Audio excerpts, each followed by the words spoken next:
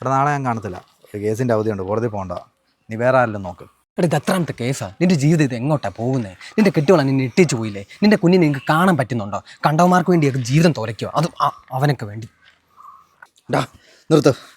നീ എന്നെക്കുറിച്ച് എന്ത് വേണമെങ്കിലും പറഞ്ഞു. ശിവൻ ചേട്ടൻ കൂടെ ഒന്നും പറയണ്ട. അങ്ങനെ കാണത്തുള്ളൂ. എനിക്കെന്തെങ്കിലും സംഭവിച്ചാൽ തന്നെ ഞാൻ ഇങ്ങനാ. എടാ